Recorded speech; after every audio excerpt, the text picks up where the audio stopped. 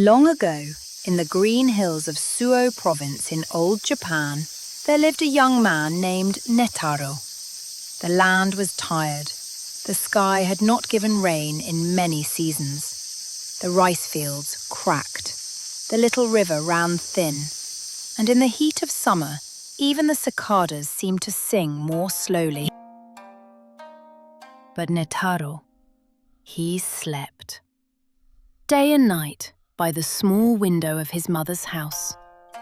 The other young men of the village worked the parched fields and carried water from the dying river. But Netaro slept on. His breath was slow. His eyes did not open. The villagers called him Netaro, the sleeper, because that was all he ever did.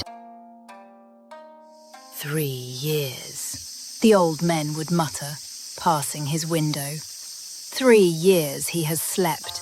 What kind of son is this? The children would peer in and giggle. Netaro, wake up! The rice is dying! But Netaro slept on, as if he could not hear them, as if their voices were only the soft sound of falling rain. Rain that had not come in a very long time. The seasons turned. Summer faded into a thin autumn. Autumn into a hard winter. Winter into a worried spring. And then summer came again, drier than the last. And still, Netaro slept. The whole world moved. He did not. His old mother sighed often, watching him. But she did not scold. She did not weep. She lit the small fire, made a small bowl of rice, and placed it by his head. "Sleep well, my son," she would whisper. And she sat by his side as the years went by, and she trusted him. By the 3rd summer, the village was breaking. The great rice fields were turning to dust. The children carried small wooden buckets to the river, but the river was now only a thin trickle of mud.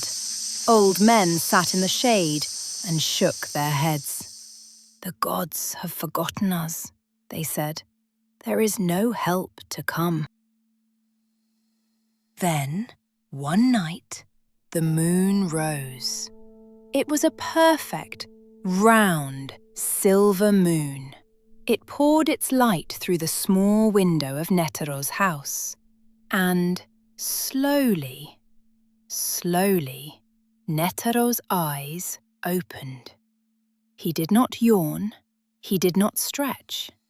He sat up, quietly, as if he had only been waiting. Without a word, Netaro stood. He walked out of his mother's house, past the sleeping village, and up the steep slope of the mountain. The moonlight fell on his shoulders. His shadow walked beside him. The night was perfectly still. At the top of the mountain, Netaro stood looking down. He could see the whole valley below, the dying river, the cracked fields, the dark roofs of the village. He could see, far in the distance, the long, shining ribbon of the great river beyond the next ridge of hills. For a long time, Netaro looked, and then, kneeling in the dirt, he began to draw. In the morning, Netaro walked down from the mountain. He went, dusty and barefoot, to the wide stone gate of the lord of the province. The guards stared at him. "Tell your lord," Netaro said, "that the sleeper has come to speak with him." The lord agreed to listen. He listened as Netaro spoke, quietly, carefully, in the slow voice of one who had thought for 3 years without speaking. Netaro spoke of a long channel, a great channel cut through the next ridge, a channel that would bring the water of the distant river the great river that flowed always, to the dying rice fields of the village. The Lord listened, and he listened, and at last he was silent. And then he said, "Build it." And so the village began. All the men, all the women, all the older children, with mattocks and baskets and stones, beneath the long summer sky. Netaro walked among them, quietly directing, quietly pointing, never raising his voice. Day by day, week by week, the earth opened. The trench grew longer. The new channel crept down from the hills.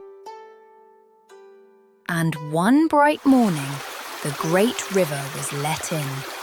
The water came, first as a thin silver trickle, then as a wide singing rush, flowing all the way down the new channel. It rolled into the parched fields. The dry earth drank. The cracked rice plants lifted their thin green heads, and the village stood and watched, weeping with joy as the water came. By autumn, the fields were tall and golden with rice. The river still sang in its new course. The village was alive again. Children laughed in the lanes. Smoke rose from kitchens. The old men sat outside and smiled in the long afternoon sun. Netaro had said nothing all this time. When the work was done, he walked quietly back to his mother's small house, past the great fields he had drawn in the dirt of a mountain 3 summers before. He lay down by the small window. His mother covered him with a thin blanket. He smiled, very softly, and he closed his eyes, and he slept. This tale is called Sannen Netaro, the 3-year sleeper. In Japan, it is said that what looks like idleness is sometimes the deepest kind of work. That stillness can be the path to wisdom. That the slow heart, watched carefully, will find what the fast heart misses. So when you see someone sleeping on a long afternoon or staring quietly out of a window, perhaps they are not lazy. Perhaps they are listening to the river that has not yet come. Thank you for listening. May your sleep be deep. May your dreams be wise.